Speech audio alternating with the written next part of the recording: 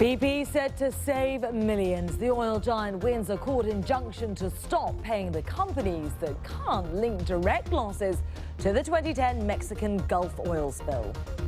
Fighting corruption, a string of scandals makes Spain the biggest faller in this year's Transparency International report.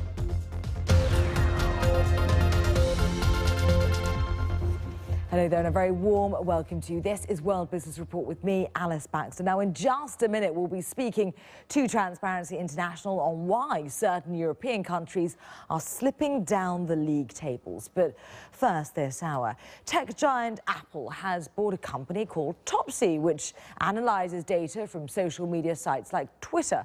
Well, the data is used to track customer sentiment towards companies such as Apple. Well, it's not known what Apple actually paid for the firm, but reports suggest that it could be around the $200 million mark. Well, it's Apple's second acquisition in recent weeks. Our technology correspondent Rory Kethlin-Jones explains why this deal makes sense. Let's be clear, this isn't a move into social media. This is a move into this rather strange new industry called sentiment analysis, where companies are trying to mine the web, all sorts of activity on the web, consumer activity on the web, for patterns, to see what people are thinking about brands, how they react to, say, advertising campaigns. It's really getting inside the mind of a consumer via the enormous amounts of data that we're all pouring into social media. So it's tapping into that. It's not plunging into social media itself. Now, countries from around the world, from China to India and Brazil, are all stepping up their efforts to fight corruption as they move to break the assumption that developing nations are the most corrupt. And maybe it's starting to work, because in a report released today by Transparency International, it was actually a handful of developed countries that saw their standings fall the most. Well, Spain, Australia and Canada, which all had to deal with a string of scandals this year, were some of the biggest fallers. Topping the list as the countries with the lowest perceived rate of corruption are Denmark and New Zealand, whilst at the bottom of the list is Somalia and Afghanistan. Well, let's talk now to Robert Barrington. He's the Executive Director at Transparency International. Many thanks for coming in and joining us. So what do you make of that? Certain developed European countries like Spain, and then also we're talking about Australia, slipping quite far down this league table. Yes, I think it shows that corruption is really attracting the headlines these days. Business people pay attention to it, populations pay attention to it, and governments can't quite get away with doing what they have done in the past. But I also want to ask you, how exactly do you measure corruption in a country? Because corruption essentially is usually behind closed doors, it's under tables. So how do you go about accurately gauging it? Corruption's really hard to measure. At Transparency International, we've been doing it for about 20 years, and our index is probably the best known and best respected around the world. But it's not a definite art. You know, there's room for variation. What we do in this index is it's a kind of poll of polls. We take data from the World Economic Forum, the Economist Intelligence Unit, the World Bank, and so on, all of whom ask a question about corruption in some of their polling, and we put them all together and reach a global index.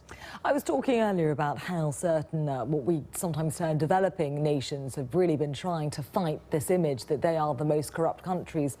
Have you seen any developing countries really shoot up the rankings? Yeah, I mean, one of the really interesting things you can see from the trend data over the last decade or so is that there are countries like Chile, Uruguay, Bahamas, Barbados that are in the top 30, some in the top 20, and that really knocks on the head the thought that somehow it's a developing country problem. It's a problem everywhere in the world, and the encouraging thing about those countries is it shows it can be dealt with. Any other surprises in the league table this year? Not many surprises, but some things we've seen in past years that are repeated. The most obvious is the very close correlation between high levels of corruption and poverty. And that means that people in poor countries are really getting punished by corruption, and usually corruption amongst their own government officials and politicians. And what is the hope, really, to come out of this list? Do you believe that the research that you compile is actually read in those countries that score so badly on this league table, something that would actually help them improve? Yeah, I think an index like this is helpful around the world, really, because it allows individual countries to place their performance and position in a global context. For example, if you're a citizen of a country where bribe paying is prevalent, and in the poorest countries, 1 in 2 people each year have to pay a bribe, you can validate where you are. You might feel cross towards your government because you're having to pay a bribe, but you can see the global context of that. You can see where your country stands. I think that encourages and empowers citizens to take some action. We've seen people on the streets from Brazil to Russia to North Africa talking about corruption in the last 12 months alone. I think it's all part of this picture of a global feeling amongst citizens that they're pretty fed up with corruption. Robert Barrington, Executive Director at Transparency International, many thanks, and talking us through your research. Many thanks. Thank you.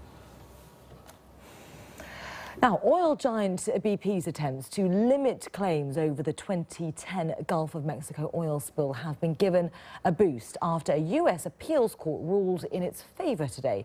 Well, the court voted for an injunction to suspend any further payments to firms that could not be traced back to the spill directly. Well, BP had argued that last year's settlement deal was being misinterpreted, allowing firms that hadn't actually suffered any real harm to claim losses. Well, let's cross live now to New York and talk to Michelle Fleury, who's on the floor of the New York Stock Exchange. She's got the details for us. So, Michelle, is this good news for BP investors? It's certainly going to be a relief to the company, and they could save millions of dollars. Part of this all relates back to a settlement agreement they reached to try and compensate businesses and individuals who were affected by that oil spill. The problem arose after that settlement in the way that this the payments were being made to those individuals and businesses. According to some calculations, BP had complained that some businesses were able to get money for damages that really had nothing to do with the oil spill. They went to court.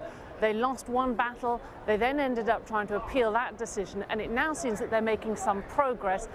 So much so, BP's spokesman here in the United States, Jeff Morrell, came out and made a statement saying this would allow compensation to be paid to those who deserved it, and that really has been at the heart of BP's issue with all of this. But it is just a temporary injunction, Alice, and so there is a possibility further down the line that perhaps you could see some reversal of this or not. It's too soon really to tell.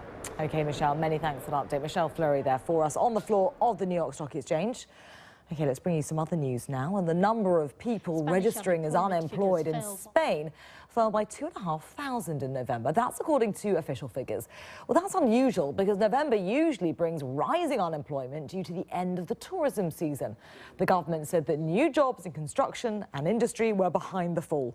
Spain's jobless rate is currently around 26%. Let's have a quick look to see how markets are getting on. And world stock markets have mostly fallen across the board on Tuesday. That's because investors are awaiting a slew of US economic data this week to try and gauge when the Federal Reserve will start reducing its monetary stimulus. So there we go, the FTSE 100 in London currently down 0.75%. The DAX in Germany down over 1.5%. And the CAC in France down nearly 2%. OK, from me and the team, bye for now. Do stay with us here on BBC World News.